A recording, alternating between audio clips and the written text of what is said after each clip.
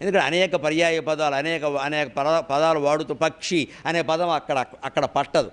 ఖగే విహంగ విహగ ఖగే విహంగ విహగ విహంగమ విహాయసౌ శకుంతి పక్షి శకుని శకుంతి శకున ద్విజాక అని 10 పేర్లు ఉన్నాయి. ఆ 10 గుర్తొస్తే అక్కడ ఏది పడుతుందో అది వేస్తాం, లేకపోతే అక్కుపక్షిలా ఎదురు చూస్తూ కూర్చుంటాం. అక్కడి నుంచి పృచ్ఛకుడిని ఆక్షేపిస్తాం మనం. ఆయన ఇచ్చింది సరిగ్గానే ఉంది, మనకు తోచకపోతే ఆయన ఏం చేస్తాడు? పక్షి వేమని ఆయన ఏం చెప్పలేదు. అక్కడ బోల్డు పదాలున్నా వేసుకోవాలంటే ముందు కంఠస్థం చేయాలి. పైగా ఇంకో ప్రమాదం ఉంది అవధానాల్లో, రంగంలో ప్రవేశిస్తున్న వాళ్ళ కోసం చెబుతున్నా. మీరు 4 అవధానాలు చేయగానే అవధాన చతురానన బిరుదు ఇచ్చేస్తారు. నాశనం అయిపోవడం అంటే అది. అటువంటి బిరుదులు వీలైతే వేదిక మీదే నమస్కారం పెట్టి వద్దని చెప్పండి. లేదు ఒకవేళ స్వీకరించిన అట్టమొక్క తీసుకెళ్ళి లోపల ఎట్టేయండి, మళ్ళీ ఎవరికి కనిపించనివ్వకండి. మీరు కూర్చున్న హాల్లో పైన పెట్టుకోకండి అవధాన చతురానన, చాలా ప్రమాదం అది. 4 అవధానాలు చేస్తే చతురానన. ఇంకా తర్వాత 5వ శతావధానం అంటాడు. ఎవడో ఉంటాడు అక్కడ, వాళ్ళ నాన్నగారే ఉంటారు సంచాలకులుగా, ఆయన చేసేస్తాడు, అయిపోయింది ఇక్కడ.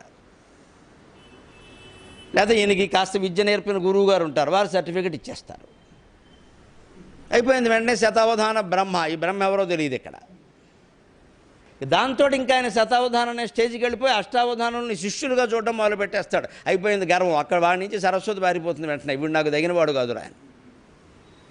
ఈ బిరుదుల స్వీకారాన్ని వీలైనంత వరకు ఆపేయాలి. ఒకవేళ ఏదైనా వాళ్ళు గౌరవభావంతో ఇచ్చినా, నా ఎందు గౌరవ ప్రేమతో ఇచ్చారు నమస్కారం అని తీసుకెళ్ళి లోపలెట్టేయాలి, ఎక్కడ ప్రకటించుకోకూడదు అసలు.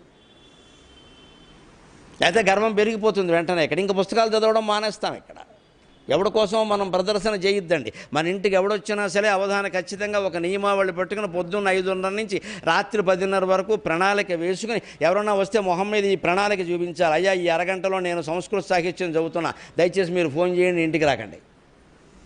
అందుకని వారు ఏదో మన పొగడ్డానికి వచ్చారు, ఈ మధ్య మన అవధానం చూశారట, మనకు దాని గురించి వారు అభిప్రాయం చెబుతారు అని వారికి ఒక 2 గంటల అభిప్రాయం చెప్పడానికి కేటాయిస్తే అవధానం చదివే సమయం అంతా పోయింది.